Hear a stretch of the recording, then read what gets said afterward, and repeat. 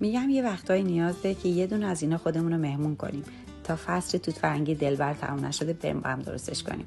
تخم مرغ و شکر رو با هم زم میزنیم تا رنگش باز بشه و پف کنه. حتما حین کار دورگیری هم انجام بدیم تا تخم مرغ اینطوری پف کنه و کرم رنگ بشه. ماست بهش اضافه میکنیم و یک خورده دیگه میزنیمش. وانیل و روغن هم بهش اضافه میکنیم و باز یک خورده میزنیم. مرحله آخر مواد خشک و یواش یواش بهش اضافه میکنیم و دورانی در حد مخلوط شدن هم میزنیم. حالا چند تا توت فرنگی رو هم برش کوچیک میدیم و یک قاشق شکر بهش اضافه میکنیم. حتما هم نیاز نیست اضافه کنیم. خوب هم بزنیم. کف قالبمون هم چرب میکنیم و کاغذ روغنی میذاریم.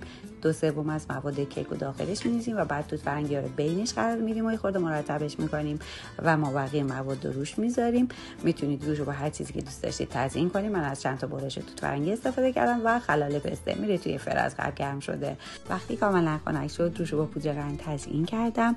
کیک توت فرنگی طعم خیلی بی‌نظیری میده که حتما باید امتحانش کنید. پس سیوش کنید تا گمش نکنید چون قراره در کنار این چای از خوردنش لذت ببرید. مرسی که همراه ما بودید.